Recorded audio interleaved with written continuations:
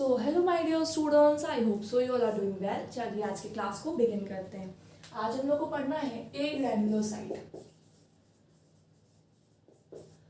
आई hope सो आपने पिछला video देखा होगा, उसको पढ़ा होगा, पूरा रिवीजन भी हो चुका था ग्रैन्युलोसाइट वाले पार्ट का। क्लियर? Neutrophil, basophil, eosinophil.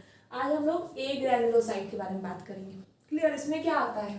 इसमें पहली बारी ग्रैन्युल्स नहीं होते हैं, ग्रैन्युल्स जो होता है वो एब्सेंट होता है। इसमें दो आते हैं, पहला मोनोसाइट्स, दूसरा लिम्फोसाइट्स। क्या हुआ? Monocytes, lymphocyte. अब आपको क्या करना है, पहले क्या लिखना है आपको पता होगा। नंबर कितना परसेंट है? 6 to 8%। ये कितना परसेंट है? 20 to 25%। क्लियर? दूसरा फॉर्मेशन, दोनों का क्या होगा? Red bone marrow. अब देखो ये ग्रैन्युलोसाइट है या ए ग्रैन्युलोसाइट है वो तो बात की बात है ना, है क्या? डब्ल्यूबीसी। और डब्ल्यूबीसी कहाँ पे फॉर्म होता है? Red bone marrow.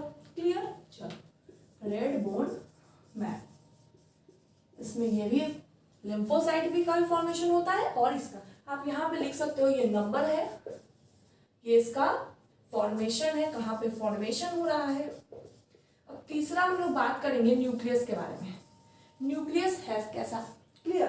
तो उसका न्यूक्लियस जो है ऐसा शेप का है। ये कौन सा शेप है? दिल शेप नहीं है वो दो, ये बीन शेप्ड है, किडनी शेप है ना? क्या है? किडनी शेप और बीन शेप्ड। आपको तो ये कुछ और ही दिख रहा होगा, मुझे पता है ना? Bean shape. और इसका कैसा होता है? आपने लिखना है राउंड न्यूक्लियस होता है। कैसा होता है? Round nucleus. राउंड लिख लो, स्पेरिकल लिख लो, कुछ भी गोला का आकार का ही होता है ना? स्पेरिकल ही लिख लो, चलो स्पेरिकल और राउंड न्यूक्लियस। क्लियर? चलो, इसके बाद एक और पॉइंट आता है, इसका फंक्शन है ना? तो इसका फंक्शन क्या हो जाएगा? Fourth point, function. फंक्शन में इसका हो जाएगा फैगोसिटिक। Phagocytic in nature. अब मुझे ऐसा कोई स्टूडेंट नहीं दिखना चाहिए जिसको फैगोसिटिक का मतलब नहीं पता हो।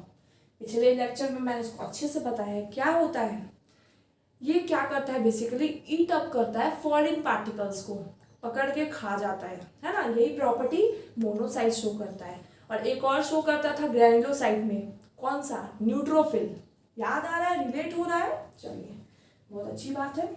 फोर्थ में आते हैं, इसका फंक्शन क्या होता है? ये क्या करता है? It provide immunity. इम्यूनिटी में हेल्प करता है।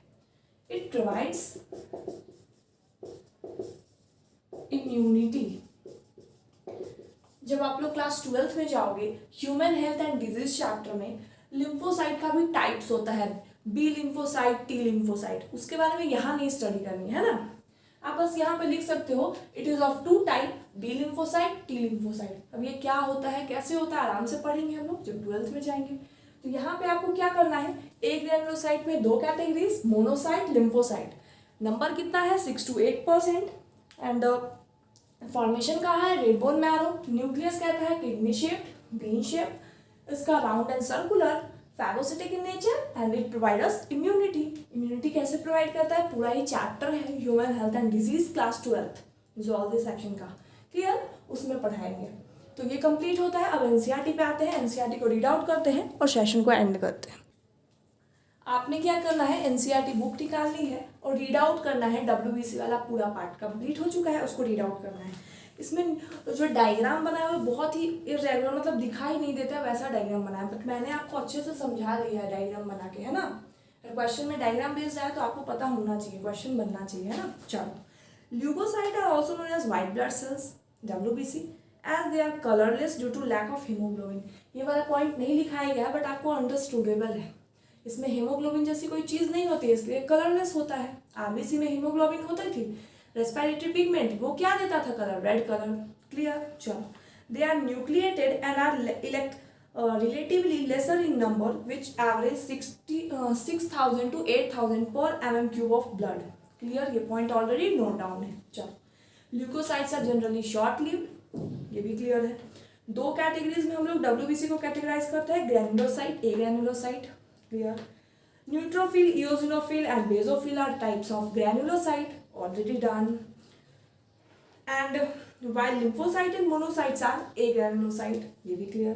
Neutrophil are the most abundant with 60 to 65% of total WBC.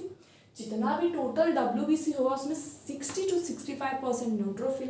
Clear? Basophil are least. सबसे अगर परसेंटेज वाइज देखोगे तो बेसोफिल कितना था, 0.5 to 1%. बाकी तो उससे ज़्यादा ही था.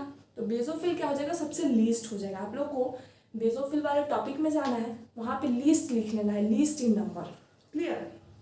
चलिए, न्यूट्रोफिल एंड मोनोसाइट्स. अब मोनोसाइट के बाद ब्रैकेट दिया हुआ है, मतलब मोनोसाइट का परसेंटेज है वो. न्यूट्रोफिल का तो ऑलरेडी आपको पता है 60 to 65% है ना. मोनोसाइट का क्या दिया हुआ है, 6 to 8% are phagocytic cells which destroy foreign organisms entering the body.